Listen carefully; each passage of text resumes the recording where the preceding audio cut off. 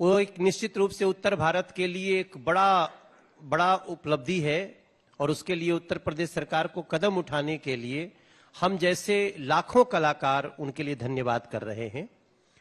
दूसरा, आपने जो सवाल किया, निश्चित रूप से हम लोग पश्चिम बंगाल में साथ गए थे और आपकी आंखों ने भी और आपके कैमरे ने भी देखा था जो जिस प्रकार से लोग समर्थन में खड़े थे। तो वो तो आपको देखने आ रहे थे ना सर, वो वोटों में तो तब्दील हो नहीं पाए। जी, आपका बिल्कुल कहना ठीक है। मैंने देखा था ये, और ये सच है कि वहां पर मनोज जी को देखने के लिए बच्चे से लेकर बुजुर्ग तक की भीड़ थी और वहां पर इन्होंने बांग्ला में भी गाना गाए हैं।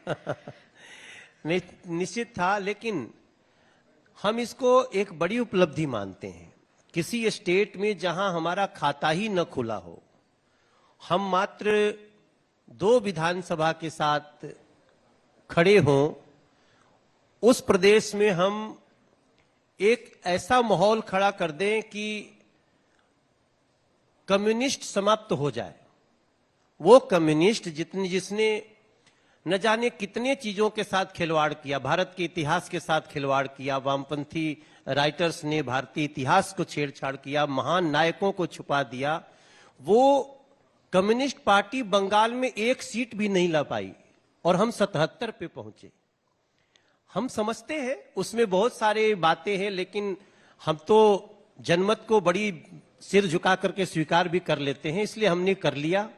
उसके बाद भी जो पश्चिम बंगाल में हो रहा है, जो दृश्य है, वो सबके सामने है, लेकिन हम ये मानते हैं कि आज हम 77 तक गए हैं। आगे आने वाले समय में भारतीय जनता पार्टी पश्चिम बंगाल के दिलों में भी समा जाएगी। आप वहां स्टार कैंपेनर थे। जी जी। आपने वहां भीड़ जुटाई। जी।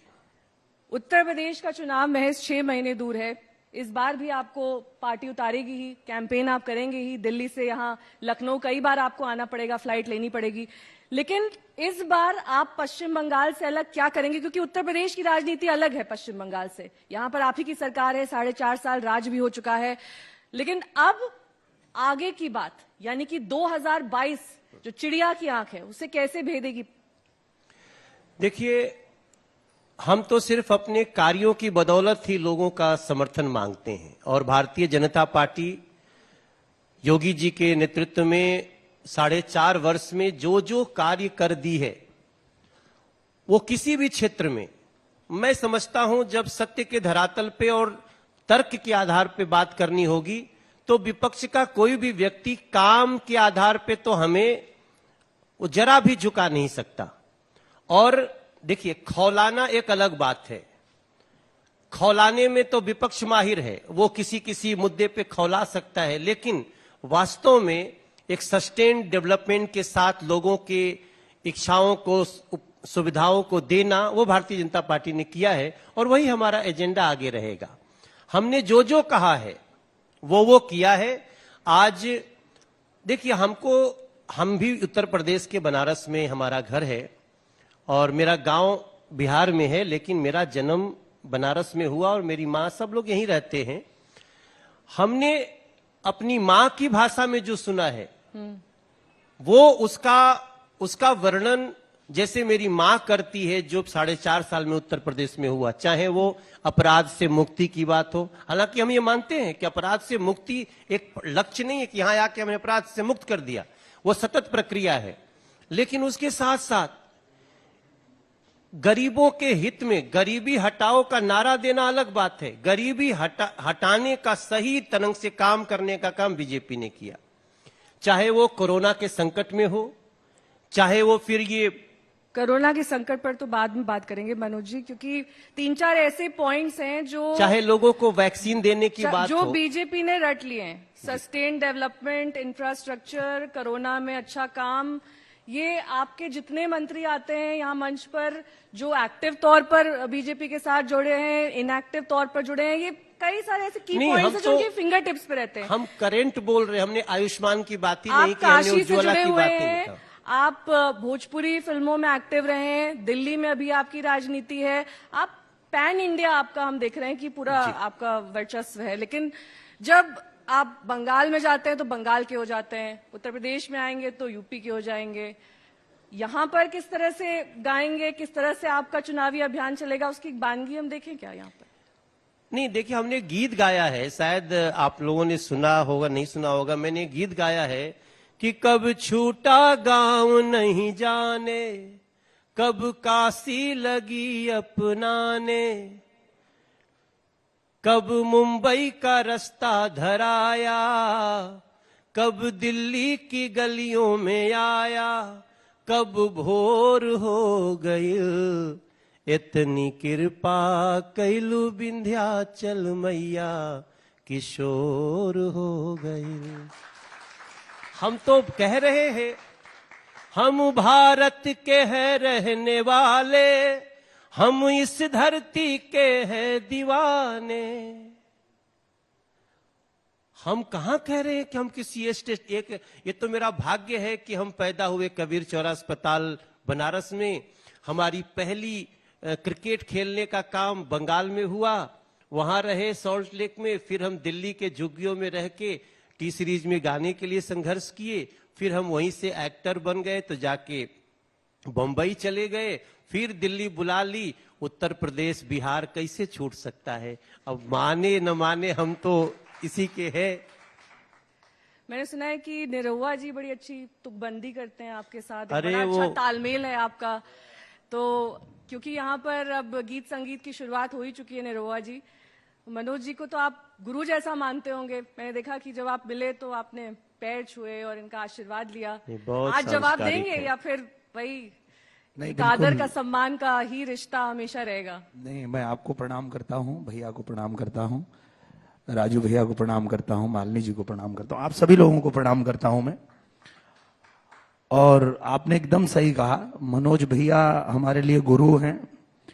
और जो भी कलाकार गायकी से फिल्मों में आए, उनके लिए तो इनको भगवान की तरह ही हम लोग देखते हैं कि इन्होंने ही एक रास्ता दिखाया हम लोगों को कि एक गायक भी हीरो बनने के बारे में सोच सकता है। तो वो सम्मान तो जीवन भर रहेगा, हमेशा रहेगा। जहां तक बात है जुगलबंदी की, गायक हीरो बनने के बारे में सोच सकता है, उसके बाद हीरो बनने के बाद राजनीति में भी आने के बारे में सोच सकता है। हाँ, वो तमाम सारा रास्ते रास्ता आपको दिखाए यही दिखाते उन्होंने। हैं जी, ये बिल्कुल। तो थोड़ी गलती हो गई कि आप आजम, अब जहां पर आप चुनाव लड़े वहां पर आप अखिलेश यादव से हार गए। ये थोड़ी सी कहीं ना कहीं एक बहुत बड़े नाम के साथ आपको पार्टी ने उतार दिया। लेकिन अगर कहीं ना कहीं वो अफसोस को दरकिनार कर दें तो राजनीतिक करियर तो आपका अभी तक का अच्छा ही रहा है। नहीं नहीं, वो अभी भी वहां सांसद मैं ही हूं, क्योंकि जिनको हमारे आजमगढ़ की जनता ने चुना वो कभी जाते नहीं है, जाता मैं ही हूं वहां पे, तो ऐसी बात नहीं है। और चूंकि आजमगढ़ से चुनाव लड़ने का कारण एक ये भी था कि हीरो की एंट्री हमेशा बड़ी होनी चाहिए। जब एंट्री बड़ी होती है तो अभी तो हमने एंट्री मारा है, अभी तो इंटरवल, उसके बाद क्लाइमेक्स, बहुत टाइम है अभी, तो वो तो खाली अभी शुरुआत थी। और तुकबंदी की बात जैसा कि आपने कहा, तो मेरा और मनोज भैया का हमेशा जो जुगलबंदी रहा है वो जुगल जोड़ी ही हमको कहा जाता है। जैसे हमारे प्रधानमंत्री जी और मुख्यमंत्री जी हमारे योगी आदित्यनाथ जी हैं, तो जुगल जोड़ी के ऊपर में हम दोनों भाई कभी कभी बात करते हैं, आपस में बैठते हैं। तो मैं चाहूंगा कि मैं आपको भी 2 लाइन सुनाता हूं। जुगल जोड़ी हो जुगल जोड़ी, जुगल जोड़ी हो जुगल जोड़ी, अब पियो के ना छोड़ी, जुगल जोड़ी अब पियो के ना छोड़ी। ये उधर की जुगल जोड़ी। अब इधर की जुगल जोड़ी की बात करते हैं। जुगल जोड़ी हो जुगल जोड़ी, एक को सिटिया ना छोड़ी। जो लोग सपना देख रहे हैं उत्तर प्रदेश में, और अभी मैं सुन रहा था, एक को सीटियां ना छोड़ी, समझ गई ना? हाँ, एक भी सीट नहीं छूटेगी। हाँ। 403 की 403 आएंगी। हमारी कोशिश तो यही है है। तो यही हाँ रहेगी। वही, जब हम 403 के लिए लक्ष्य लेके चलेंगे तब 300 पार करेंगे ना। ठीक है जी, मालिनी जी, आपकी मैं कुछ तस्वीरें देख रही थी ट्विटर पर। हाल ही में आप काशी गई थी और काशी को क्योटो बनाने का सपना तो प्रधानमंत्री ने देखा ही है। आपको लगता नहीं कि जो एक आप बड़े स्तर पर सपना देखते हैं, एक बड़ी सिटी, इंटरनेशनल सिटी, उसको ध्यान में रखकर काशी में इंप्रूवमेंट और डेवलपमेंट की बात करते हैं, तो कहीं ना कहीं उसमें संगीत के क्षेत्र में, कला के क्षेत्र में और फिल्म्स के क्षेत्र में उस शहर को लेकर भी विकास और संपूर्ण उत्तर भारत में उस क्षेत्र को लेकर विकास, क्योंकि आप एक कलाकार हैं। जब एक कलाकार किसी जगह पर जाता है तो उसको अपनी कला के नजरिए से देखता है, उसी चश्मे से देखता है। तो कहीं कोई अफसोस रहा काशी जब आप गई, या और शहरों में भी आप ट्रैवल करती हैं, वहां पर कला को लेकर अगर एक तरह से कम प्रयास किए जा रहे हैं या प्रयास नहीं किए जा रहे हैं, उसको लेकर मलाल रहता है? नहीं नेहा, सबसे पहले तो मैं ये कहना चाहूंगी कि हर भारतीय के लिए, हर सनातन विश्वास वाले के लिए काशी का अर्थ है बाबा विश्वनाथ जी का मंदिर, और ये शुरू से एक दूसरे के पूरक रहे हैं मैं कहूंगी। और 2014 के पहले जो भी बनारस काशी गया है, बाबा के मत्थे पे मत्था टेका है धाम पर, वो यदि अभी 2 महीने पहले यदि गया हो तो अविश्वसनीय है, अकल्पनीय है। ये जो कुछ हुआ है ये एक चमत्कार से कम नहीं। और वास्तव में हम आपको कह सकते हैं, हम सोमनाथ जाते थे या हम किसी और मंदिर जाते तो वहां पर सब यही कहते थे कि उत्तर प्रदेश में कैसे बाबा का इतना बड़ा ज्योतिर्लिंग है, लेकिन वहां घुसने के लिए मशक्कत करनी पड़ती है कि धक्का अमुक की सब। और वहां पर अभी इस समय इतने चमत्कारिक ढंग से जो प्रांगण बना है, ये मुझे लगता है पीढ़ियां ऋणी रहेंगी काशी विश्वनाथ का जो वर्तमान स्वरूप है। मुझे याद है कि जो 3 स्वर्ण कलश हैं, उनको देखने के लिए हम लोगों को रात में ऐसे, क्योंकि हम लोगों की यहाँ परंपरा है कि दर्शन के बाद स्वर्ण शिखर को देख करके ही हम लोग वापस आते हैं, वो दिखाई नहीं देते थे। अब 3 शिखर स्पष्ट दिखाई दे रहे हैं। ये एक किसी भी आस्था वाले व्यक्ति से पूछिएगा, उसके लिए इससे बड़ी विजय कोई नहीं, काशी के संदर्भ में कह रही हूँ। दूसरी बात, काशी के ट्रैफिक, एक सेकंड बस, एक छोटा सा सवाल इसी से जुड़ा, क्योंकि आप कह रही हैं कि काशी में बहुत विकास हुआ। एक अभी मैंने सिर्फ अभी मंदिर की बात करी, आपने मंदिर प्रश्न से कला जुड़ा का हुआ पूछा है था। और एक ऐसी जगह से जुड़ा हुआ है, शमशान भूमि। क्योंकि अभी जब जलस्तर बढ़ा गंगा का, तो एक तस्वीर आई जिसमें गलियों में शव को जलाने की नौबत आ गई। तो एक डेडिकेटेड शमशान घाट इतनी बड़ी शहर में, जिसका नाम विश्व विख्यात है, आप खुद ही कह रही हैं कि काशी मंदिर और तमाम देखिए, कोरोना के समय जो हुआ वो असामान्य था, और वो मानवीय कोशिशों से परे वो एक ऐसी त्रासदी थी कि पूरे हिंदुस्तान बल्कि विश्व में, अमेरिका में फिर अभी हाल शुरू कल परसों से हो गया, आप देखें, वो हर व्यक्ति के लिए उसको अब सामान्य परिस्थितियों से न जज कर सकते हैं न निर्णय। एक कोरोना की बात करी नहीं रिमाली जी, बारिश की बात, ये अभी बारिश और बाढ़ की बात मैं कर रही हूँ, अभी क्या पिछले बात हफ्ते की कर रही हैं? तस्वीर है। मैंने उसको नहीं देखा जिसकी नहीं, बात करी, मैं कुछ बोल सकता हूं, मैं बोल दूं? जी जी बिल्कुल, मनोज जी जवाब दीजिए मैं इसका। मैं आपको बताऊं, जो भी मणिकर्णिका स्मशान घाट पे गए होंगे, उनको पता चलना चाहिए वहां पे वो लगभग 6 से 8 अस्तर का स्मशान घाट है। मनोज जी, तब भी जगह नहीं मिली, गलियों में करना पड़ा। हाँ, पानी बड़ा होगा तो ऊपर भी जलाने की व्यवस्था है। मणिकर्णिका घाट पे वहां तो हम लोग बैठ बैठ के साधना की वहां व्यवस्था वैसे है। हम तो अभी 4 दिन अभी बनारस रह के आ रहे हैं, हमारे नजर में खबर नहीं। आप अच्छा भी देखिए, सिर्फ आता है नकारात्मक वो, मत चलिए ठीक है, देखिए। अच्छा भी देख लेते हैं। काशी की बात आपने करी थी, मुझे लगता है कि ट्रैफिक और काशी की सड़कों का, काशी में नगर तक पहुंचना एयरपोर्ट से, ये इतना बड़ी चुनौती थी। जो फ्लाईओवर है, और अभी हाल में जो रुद्राक्ष कला की आपने बात करी, एक विश्व स्तरीय प्रेक्षागृह की बहुत समय से डिमांड थी, और रुद्राक्ष जिस प्रकार का बना है काशी में, मुझे लगता है अच्छे मंच की, वहां तो हम लोग घाट में ही कार्यक्रम करते थे, लेकिन जो पुराना है नागरी नाटक, उसकी स्थिति अभी जीर्ण शीर्ण है, बहुत प्राचीन है। तो रुद्राक्ष की भी व्यवस्था हुई। और जो आपने कलाकारों के भी आपने बात करी, मुझे याद है कि हमारे पंडित राजन मिश्रा जी जो नहीं रहे कोविड से, तो माननीय प्रधानमंत्री जी ने भी अभी जो BHU में अस्पताल का जो सेंटर, जो कोरोना का सेंटर जो घोषणा की, वो पंडित राजन मिश्रा जी के नाम पर की है। तो ये संवेदना दिखाती है। जो चीज अपने बस में नहीं उसकी बात नहीं कर रही हूँ, लेकिन बतौर एक कलाकार, हाँ, 1.5 वर्ष से बतौर कलाकार, हर कलाकार के लिए मुश्किल का समय रहा है, क्योंकि मंचीय प्रस्तुतियां नहीं हो रही हैं, कलाकारों को उनके कार्यक्रम नहीं हो रही। वो एक व्यक्तिगत हताशा हो सकती है, हर कलाकार दिक्कत में है। लेकिन मुझसे पूछें तो मैं यहां जरूर कहना चाहूंगी कि मेरा उत्तर प्रदेश पर मुझे बड़ा अभिमान है। कहीं जाती हूं तो मेरे पहचान उत्तर प्रदेश के रूप में होती है। और मैं आपसे कह सकती हूं कि आज की तारीख में, आपने जो भी पूछा कि वोट कितने बनेंगे, कितनी सीटें, मुझे ये मालूम है कि हर व्यक्ति, जरूरी नहीं कि वो राजनीति करे, यदि उसको किसी दल या व्यक्ति पर विश्वास हो, और उत्तर प्रदेश की जनता योगी आदित्यनाथ जी पर हृदय से विश्वास करने का मन बना चुकी है। और मैं महिलाओं के पक्ष से बात कर रही हूं, क्योंकि जब अपराध मुक्त उत्तर प्रदेश की बात होती है तो इसका सबसे बड़ा सीधा लाभ महिलाओं को है। और वो भी हम लोग देखेंगे मार्च अप्रैल में वोटों में किस तरह से। क्योंकि आपने महिलाओं का जिक्र किया है, ओलंपिक्स में भी महिलाएं बहुत नाम कर रही हैं। भारतीय महिला हॉकी टीम ने हमारा सर गर्व से ऊंचा किया है। राजू जी, कैसे बधाई देंगे? क्योंकि हार तो हुई है, लेकिन कहीं ना कहीं गर्व से सर ऊंचा भी होता है। इतना सम्मान दिलाया देश को इन महिलाओं ने। महिलाओं ने गर्व तो बढ़ाया देश का, लेकिन एक बात मैंने छुपा रखी है, किसी को नहीं बताया, पहली बार बता रहा हूं। मैं दौड़ में मेडल ले आऊं, मैं खुद यूं 100 मीटर की दौड़ दौड़ा लो, 500 मीटर की दौड़ दौड़ा लो, मैं गोल्ड ले आऊं, लेकिन क्यों नहीं लाया? एक बार लेके आ जाओ, घर में कौन झेलेगा? जाओ दौड़ के दही ले आओ, जाओ दौड़ के सब्जी ले आओ, तो वो भी संभालना पड़ता है। लेकिन नेहा जी, आप जो बात कर रही हो वो बात अपनी जगह ठीक है, लेकिन हम लोग मऊ जा रही थी, जब न्यूज में देख रहे अतीक का मकान गिर रहा है, बड़बड़ा के गिरा, मुख्तार अंसारी जा रहे हैं, कहाँ जा रहे हैं? कहाँ जा रहे हैं? जेल जा रहे हैं। अच्छा, यूपी आ गए? नहीं, आ नहीं रहे थे। नहीं आ गए वो आ रहे हैं, देखो वो आ रहे हैं, बिरयानी खाते आए रास्ते में। हैं अपराधी मनोज भैया, वो कार पलटी जा रही है।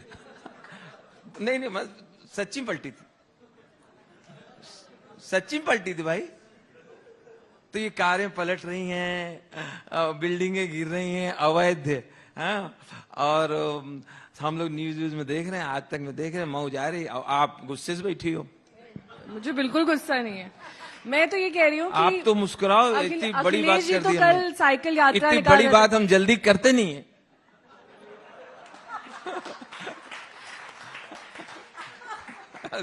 आज मेरे साथ जो बवाल हुआ है मनोज भैया, सब मेरे पीछे पड़े हैं। एक से हम सुप्रिया जी, सिंपली मैंने भैया एक आदमी से कहा कि लखनऊ में वैक्सीन कहाँ लग रही है? तो ऐसे कि बाएं हाथ में लग रही है, बाएं हाथ में। हमने कहा एड्रेस तो बताओ यार। हमने कहा क्या छाती में लग रही थी? बाएं हाथ में लग रही, पता है? तो कह रहे नहीं, हम बता दें आपको, गलत फहमी ना रहे। कम आफत है हमारे सर पे। कुछ चीजें उत्तर प्रदेश में जबरदस्ती की लिखी है, इनका कोई फॉलो नहीं होता। मैं महाराज जी से विनती करूंगा कि इनको बदलवाएं। ये बहुत बड़ा कंफ्यूजन होता है उत्तर प्रदेश में। लखनऊ एयरपोर्ट से बाहर निकलो, वहां बड़ा बड़ा लिखा है लखनऊ नगर निगम आपका स्वागत करता है। हम 1.5 घंटे खड़े हो गए। हमने लिखा है तो कोई स्वागत करेगा? एक आदमी नहीं आया। एक जगह वहां चारबाग स्टेशन पे लिखे हैं, ये किसका दिमाग, वो आदमी नहीं मिल रहा हमें। चारबाग स्टेशन पे क्या लिखा है? कृपया बाएं हाथ से चलें। किसी का बाप नहीं चल सकता बाएं हाथ से। मैंने कोशिश किया, कोहनी छिल गई।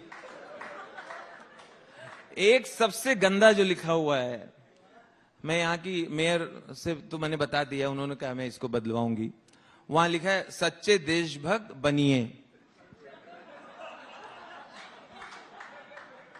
ईमानदार बनिए। तो हम कायस्थ लोग बकवास हैं? सब कुछ बनिए हैं? नहीं, बनिए भी हैं सच्चे देशभक्त, मगर अवस्थी भी हैं, यादव भी हैं, और तिवारी भी हैं, सब लोग हैं। सच्चे देशभक्त बनिए, ईमानदार बनिए, यही है, चला लो देश भी तुम्ही। एक ये तो मैंने महाराज जी को बताया, महाराज जी भी हैरान हो गए। योगी जी, हमने कहा महाराज जी वहां बड़ा अजीब लिखा हुआ है आपके बंगले के बाहर। तो ऐसे कि क्या लिखा है? हमने कहा वहां लिखा है यहाँ पेशाब करना मना है। तो हमने कहा ठीक है, चलो अच्छी बात लिखी है। तो बोले तो ठीक लिखा है। हमने कहा नहीं, वहां नीचे कोई कर्मचारी आपका लिख गया, जोर से लगी हो तो बात अलग है। उन्होंने अधिकारियों को बुला के डांटा। तो ये चल रहा है देश में। पहले ये ठीक करो, 300 प्लस सीटें तो आ ही रही हैं, वो तो हाँ, पहले ये ज्यादा जरूरी है। एक घर के बाहर लिखे हैं बच्चे 2 ही अच्छे। हमने कहा चलो भाई, परिवार नियोजन का संदेश दे रहे हैं, बच्चे 2 ही अच्छे। घर के अंदर गए, 6 बच्चे आंगन में खेल रहे हैं। हमने बाहर लिखा है अपने बच्चे 2 ही अच्छे हैं। नहीं नहीं भाई साहब, बच्चे 2 ही अच्छे हैं, 4 बदमाश हैं।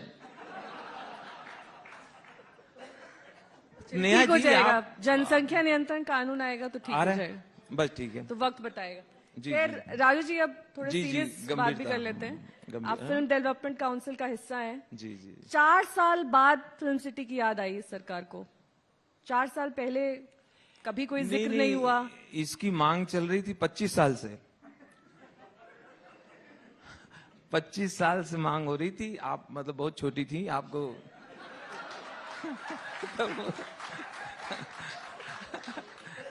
तब आप उतना न्यूज नहीं देखती होंगी। तो पहले अखिलेश जी की सरकार में ये हुआ कि भाई पत्थर लगा, उद्घाटन वगैरह हुआ उन्नाव की तरफ, सबको मौज आ गई, सब पत्थर देख के खुश हो गए। तो उधर से वो जब भी निकलते हैं तो पत्थर देखते हैं, बोलते उनको किसी ने बताया ये पत्थर ही फिल्म सिटी है। उनको भाई उनकी लाइन नहीं है। अखिलेश जी की, मायावती जी का ये प्रोफेशन नहीं है भाई। फिल्म सिटी से उनका क्या संबंध? वो सोचिए यही होती होगी फिल्म सिटी। हाँ, एक पत्थर लगा, ये कर दिया गंगा किनारे, फिल्म सिटी बन गई। उनको बताया नहीं फिल्म सिटी होती है, स्टूडियो होता है। बोले नहीं नहीं वो अभी नहीं, वो योगी जी कराएंगे। खैर, तो योगी जी के बारे में पूरा प्रदेश ही नहीं पूरा हिंदुस्तान जानता है कि जो चीज ठान लेते हैं वो करते जरूर हैं और अवश्य करते हैं, वरना फिर गाड़ियां पलटने लगती हैं। और ये जो फिल्म सिटी का हुआ है ना, उसके साथ साथ जेवर के एयरपोर्ट को भी ध्यान में रख के देखना चाहिए। इतना बड़ा, मैं चूंकि सिविल एविएशन का मैं स्टैंडिंग कमेटी मेंबर भी हूं एज सांसद, तो अगर उस पूरे स्वरूप को जेवर से दिल्ली के बाहर एयरपोर्ट जो मेन एयरपोर्ट है दिल्ली हाँ, तो का, मेट्रो लाने की भी बात थी, पूरा कनेक्टिविटी उसको जी करने हाँ, वो लाने की बात नहीं, वो ऑलरेडी प्लान में है। मेट्रो का हमें नहीं पता, लेकिन एक 6 लेन हाईवे जेवर से एयरपोर्ट दिल्ली को जोड़ना, और वो जेवर के एयरपोर्ट से मात्र 4 किलोमीटर की दूरी पे इतना बड़ा फिल्म सिटी का पूरा प्लान है। जगह जगह मैं बता निश्चित रहा हो हूं, चुका है। जी वो मेरे विभाग है, मैं कोई पागल थोड़ी यहाँ बैठा हूं। मैं ही चेयरमैन हूँ। अच्छा, नेहा को पता भी नहीं। नहीं, आपका तारुफ तो मैंने कराया था अब जब, उर्दू में बोलें, सोचिए उसके उर्दू बाद में बोलेंगे आपका तो चुप हो परिचय, जाएगा। उसके बाद आपका परिचय आपने खुद दिया। आपने इतने रंग भरे हमारी इस जी महफिल हाँ, में। जी हाँ। लेकिन अब अच्छी बात भी तो कर अच्छी लें, बात अब कर लीजिए। बोले जा रही हो तो उसमें क्या है कि वहाँ मेट्रो स्टेशन, वहाँ पे मान लीजिए 2 जाके चिन्हित हो गए हैं, और हाईवे के साथ साथ पैरेलल रोड भी बन गई है, अंदर भी रोड्स बन गई हैं, और इलेक्ट्रिक और पानी की व्यवस्था हो गई है। और जेवर एयरपोर्ट से फिल्म सिटी तक वो ड्राइवरलेस टैक्सी बहुत जल्दी वहां चालू हो जाएगी, प्लान में आ गई, क्योंकि वहां अम्यूजमेंट पार्क भी फिल्म सिटी के अंदर है। तो ये सिर्फ फिल्म सिटी तक ही सीमित नहीं, ये टूरिस्ट स्पॉट भी होगा, लोग घूमने भी आएंगे, देखने भी आएंगे।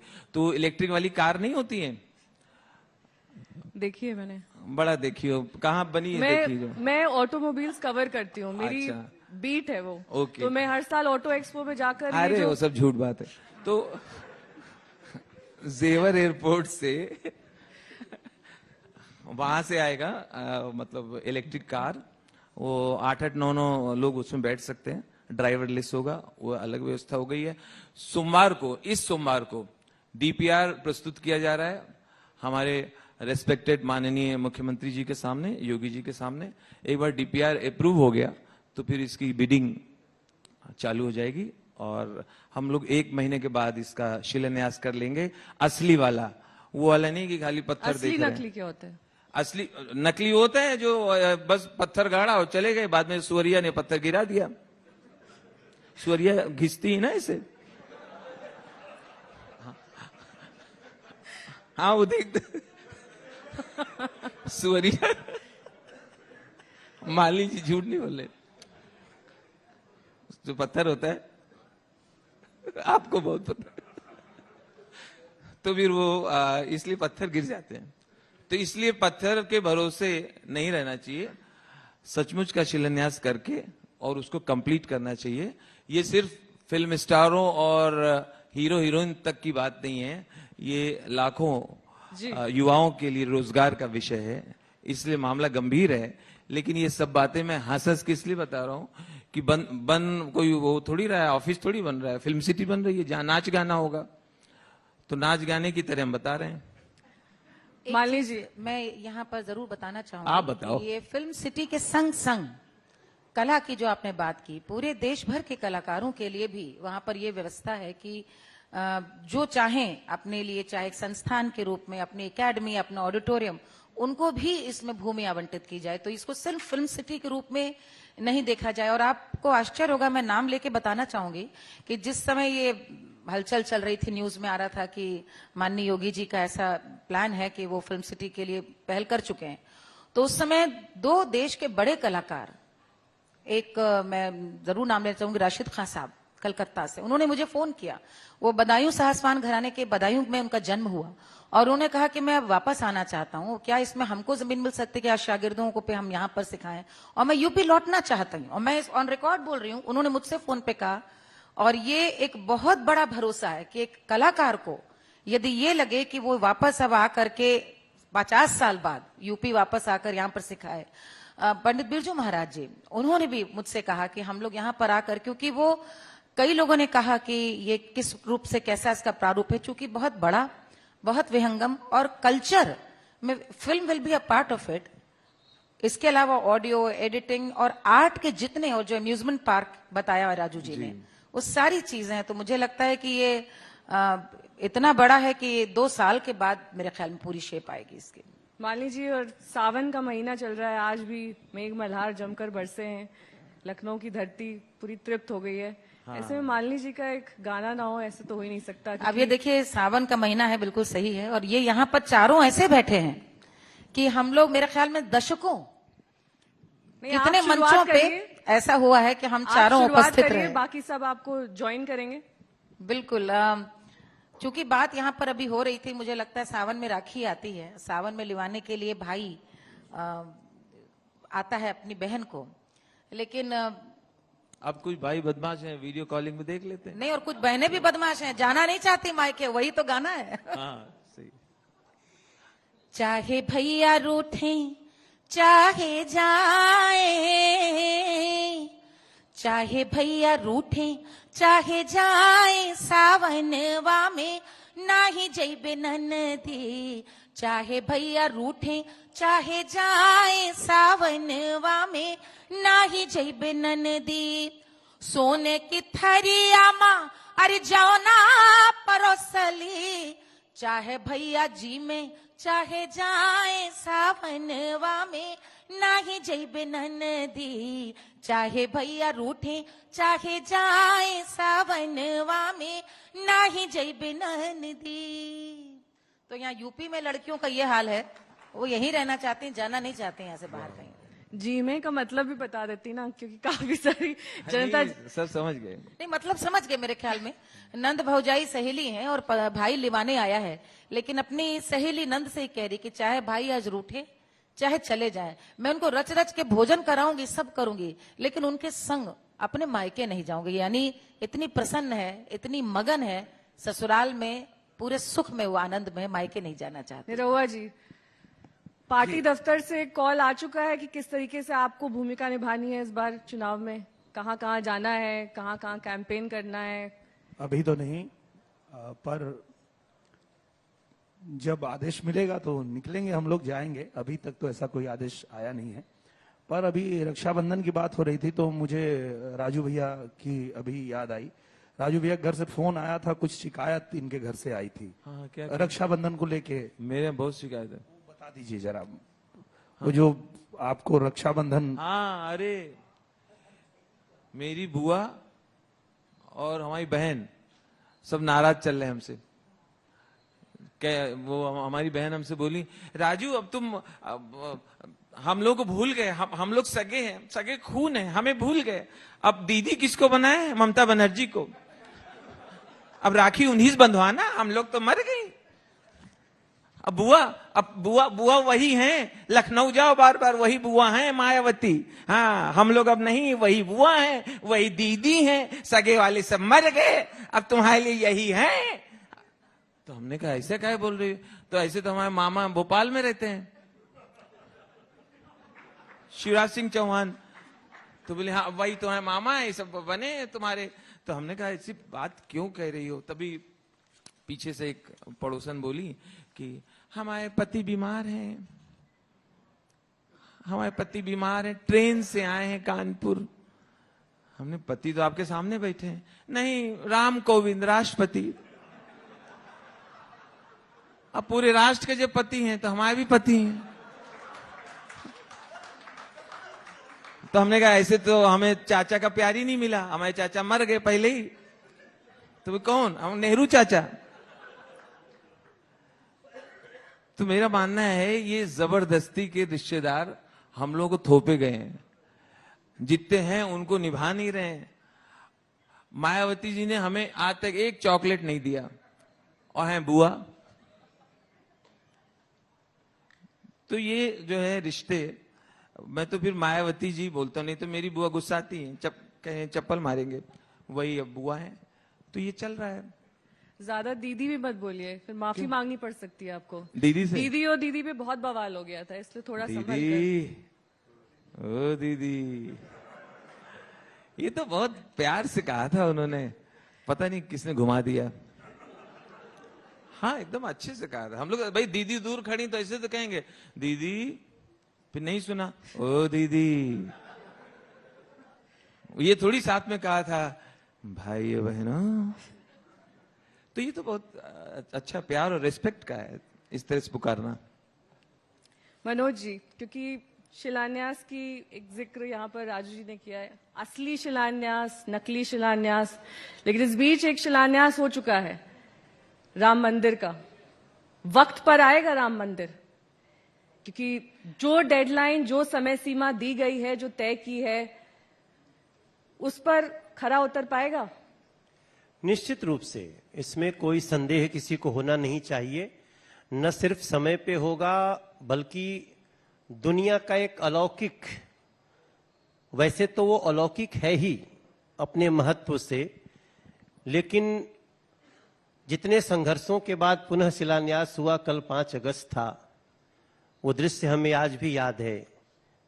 रामलला के सामने लेटे हुए नरेंद्र मोदी देश के प्रधानमंत्री, और बगल में खड़ा हमारे उत्तर प्रदेश के यशस्वी मुख्यमंत्री।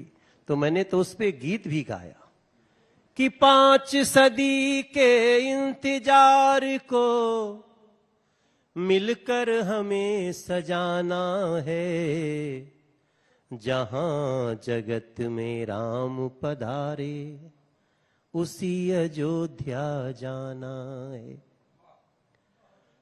विश्वनाथ जी कॉरिडोर से विंध्याचल को मिलाना है, अष्टभुजा से विंध्याचल तट सुंदर भव्य सजाना है, सबका साथ विकास में रहे वो विश्वास जगाना है। यह हमारा रास्ता है, हम उस पे चल रहे हैं। सियावर रामचंद्र की। ये मेरा ये मानना, मैं तो बहुत भाग्यशाली हूं कि हम लोगों ने 5 सदी के उस संघर्षों के बारे में सुना ही था। और इतने देश में देखिए, इतने विद्वान हैं, इतने महात्मा हैं, इतने ऋषि हैं, सब अतिविवेकवान लोग हैं, लेकिन ईश्वर ने, भगवान श्री राम ने नरेंद्र मोदी जी को और योगी जी को चुना उसके शिलान्यास के लिए। इसके इशारा को हम आप क्या समझें, समझने वाला तो समझ रहा है, बस हमें फोकस्ड है, सही समय पे बनेगा नेहा जी। और मैंने कहा ना, सबका साथ, सबका विकास, सबके विश्वास के साथ, वरना इस पे न जाने कितने लोगों ने कितनी धमकियां दी, क्या क्या करने का बात कहे। और शांति के साथ हम अपने लक्ष्य की तरफ बढ़ रहे हैं, क्योंकि हमारा ये मानना है कि हम जो कहते हैं वो करते हैं। हम का मतलब बीजेपी, बीजेपी ने जो जो कहा है ऑलमोस्ट किया है, आगे भी जो कह रहे हैं करेंगे। निरहुआ जी, पीछे अभी एक ये उत्तर प्रदेश फिल्म सिटी में आपका स्वागत है, ये बोर्ड कभी हम देख पाएंगे? क्योंकि एक डीपीआर तक तो तैयार हुआ नहीं है, किसी तरह की रूपरेखा, कोई ऐसा प्रोजेक्ट ध्यान में रखकर उसी की तर्ज पर बनाना, क्या है प्लान? किस तरीके का होगा ये फिल्म सिटी?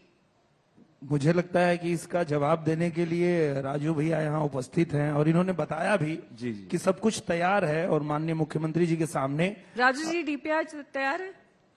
एक तो ये बोर्ड जबरदस्ती नहीं है ये बोर्ड वहां लगा है दो जगह पे लगा है। वो beginning तो में, अभी जो मौजूदा फिल्म सिटी है उसे लेकर लगा हुआ है, लेकिन जिस फिल्म सिटी की हम बात कर रहे हैं, जिस फिल्म, जहाँ सब न्यूज चैनल है, जी हाँ, जहाँ पर हमारा एड्रेस है, जहाँ हमारा दफ्तर है, नहीं तमाम वो दूसरे वो मीडिया फिल्म के सिटी दफ्तर तो है। अच्छा है, लेकिन ये फिल्म सिटी बाकायदा फिल्मों की शूटिंग के लिए और पूरा प्रोफेशनल और कमर्शियल होगा, जहाँ विदेश से भी क्रू आएंगे।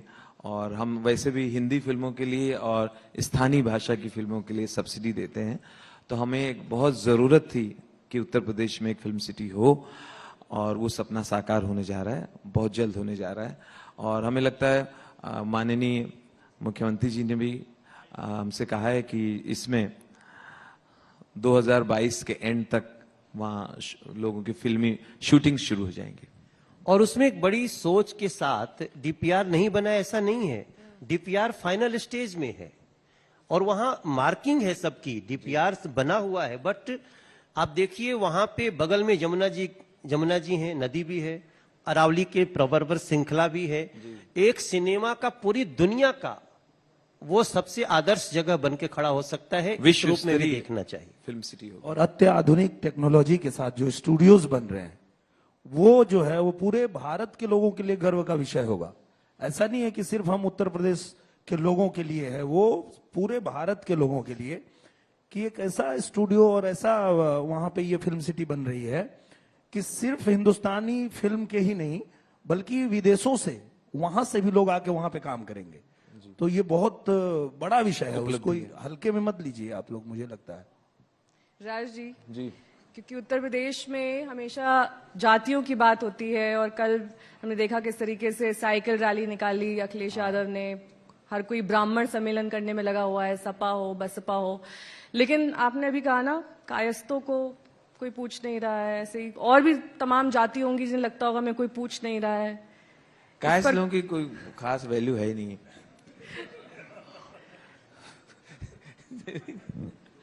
कायस्थ जो है संगठित नहीं है, तो हम लोग ये कह देते हैं कि भाई हम लोग भारतीय हैं, है ना, हम लोग भारतीय हैं।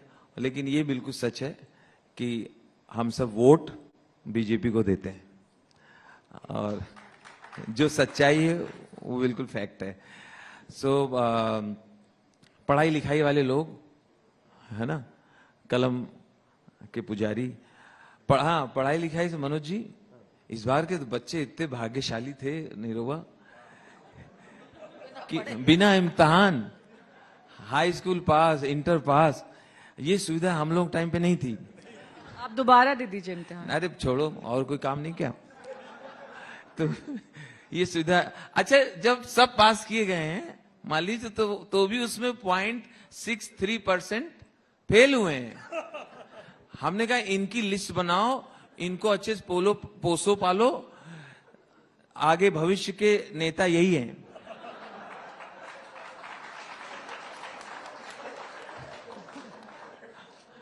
सब पास हो रहे तब भी फेल हो रहे।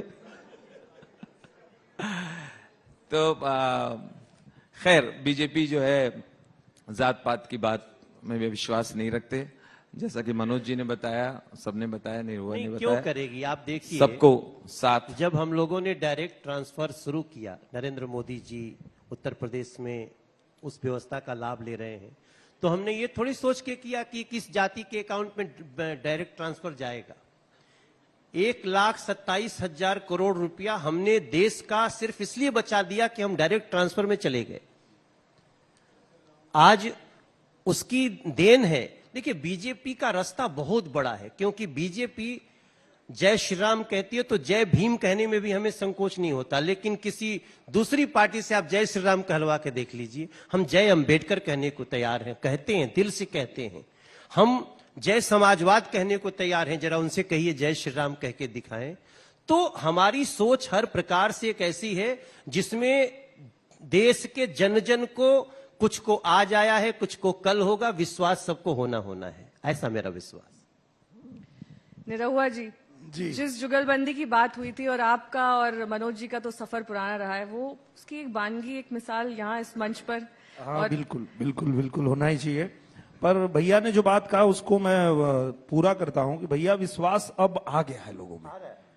आ गया इसलिए क्योंकि कुछ दिन पहले तक जब मैं अपने गांव गया था, तो मैं जब अपने चाचा को, बाकी लोगों को कहता था कि वैक्सीन लगवा लीजिए, तो बोलते थे भाजपा का नहीं लगवाएंगे। हाँ, ऐसा था। अब वो लोग फोन कर रहे हैं कि भैया दिनेश वैक्सीनवा लगवा दे, तो बोले कहाँ हैं? तब तो बोल रहे थे अखिलेश भैया लगवाएंगे, तब लगवाएंगे। अखिलेश जी भी पहले नहीं लगवा रहे थे। जिन नेताओं ने कहा कि ये बीजेपी की वैक्सीन है, उन सब ने छिप छिप के हाँ, मैं उसी पे आ रहा हूं। तो हम बोले कि आप लोग तो बोल रहे थे भाजपा का वैक्सीन है, नहीं लगवाएंगे, तो जब सपा की सरकार आएगी तब लगवाएंगे, आप लोग तो ऐसा बोल रहे थे। मेरे गांव के ही लोग बोल रहे थे। तो बोले कि हाँ, लेकिन जिस तरह से अखिलेश जी राहुल गांधी जी से भी ज्यादा हवा में बात कर रहे हैं, कुछ उम्मीद लग नहीं रहा है कि ये लोग फिर वापस कभी आएंगे, तो हम लोग यही लगवा लें, जान बचाना है। सही बात है। तो लोगों में भरोसा हो गया है कि फिर जो है योगी आदित्यनाथ जी ही आ रहे हैं, भारतीय जनता पार्टी ही आ रही है। शिवपाल जी 5-6 वैक्सीन लगवाए हैं। नेहा, एक बात का मैं जवाब देना चाहूंगी। बिल्कुल। जो आपने जातिगत बात करी, मुझको लगता है कि जिस समय 2017 में एक बहुत बड़ी जीत के बाद आदरणीय योगी आदित्यनाथ जी को देश के सबसे बड़े प्रदेश का मुख्यमंत्री, प्रधानमंत्री जी ने बड़े सम्मान के साथ यहां चुना, तो ये शायद संकेत और संदेश पूरे उत्तर प्रदेश के बहाने पूरे देश को दे दिया था कि संत की कोई जात नहीं होती, और जातियों में जो बटा हुआ उत्तर प्रदेश, उसके लिए सबसे बड़ा संदेश यही था कि यहाँ पर मुख्यमंत्री एक ऐसा व्यक्ति है कि यहाँ पर अब जाति धर्म से ऊपर उठकर सिर्फ उत्तर प्रदेश को उस विकास का हक मिलना चाहिए जो सदियों से पिछड़ा हुआ है। उत्तर प्रदेश सबसे बड़ा प्रदेश, लेकिन मुझे लगता है अब यहाँ पर जो भी पार्टियां, आप देखिए, दूसरों को कोसने और ये बाकी पार्टियां कर नहीं है, बाकी रागों का, जातियों का राग अलाप रही हैं, जितनी पार्टियां हैं, और अब जनता वो देख भी रही है, समझ भी रही है। मुझे लगता है जाति धर्म से ऊपर उठकर विकास और सद्भाव, इस पर प्रदेश चल पड़ा। भैया कई बार से वो चाह रही हैं कि हम लोग एक बार जुगलबंदी पे आ जाएं, तो मुझे लगता है कि जिस तरह से सवाल भी था कि ये फिल्म सिटी बनेगी नहीं बनेगी, राम मंदिर समय से बनेगा नहीं बनेगा, तो मैं 2 लाइन में, बल्कि मैं चाहूंगा कि आप दोनों लोग भी उसमें जुगलबंदी में शामिल होइए, और आज जो लोग भी देख रहे हैं सबको हम बताते हैं कि ये क्यों जरूर पूरा होगा जो भी वादा किया गया है कि रघुपति राजा राम की ऐसी अलख जगाए योगी जी, अलख जगाए योगी जी, अलख जगाए योगी जी, रघुपति राजा राम की ऐसी अलख जगाए जोगी जी। 4 साल में 4 लाख लोगों को रोजगार दिए, यूपी के जितने गुंडे थे गुंडा गर्दी झाड़ दिए। पहले जब मैं कहता था मुंबई में किसी को कि हम चलते हैं यूपी शूटिंग करने, तो आने से वो लोग मना करते थे कि नहीं जाएंगे, वहां गुंडागर्दी होती है। लेकिन ये माननीय मुख्यमंत्री जी की देन है। बहुत अच्छा। 4 साल में सिर्फ रोजगार का ही काम नहीं दिया, उन्होंने लॉ एंड ऑर्डर को ऐसा सुधारा यहां में। 4 साल में लॉ एंड ऑर्डर ऐसा देखो सुधार दिए। सारे गुंडा बनते थे उनकी गुंडागर्दी निकाल दिए, झाड़ दिए, और जो ना सुधरे उनको सीधे ऊपर पठाए योगी जी। राजा रामचंद्र की ऐसी अलख जगाए योगी जी। तो जो भारतीय जनता पार्टी वादा करती है, आपने देखा है, चाहे वो 370 का मामला हो, राम मंदिर का मामला हो, या फिल्म सिटी जिसकी बात हो रही है, वो सब कुछ धरातल पे आएगा और पूरा तैयार है, प्लान पूरा तैयार है। बिल्कुल। वाह, क्या भैया, सच्चाई के धरातल पे है। तो इसी के साथ इस सेशन की समाप्ति करेंगे। कहीं आप जा रही हो, सभी कहीं का जा रही हो? सर, मेरा जो समय सीमा है वो खत्म हो गई है। वो घड़ी जो है इशारा कर रही है कि अब हम बहुत इस बहुत धन्यवाद, सेशन बहुत को बहुत समाप्त करें यहीं पर। आप सभी का बहुत बहुत शुक्रिया हमारे बहुत साथ आभार। शामिल होने के लिए। इस बहुत मंच बहुत पर। धन्यवाद।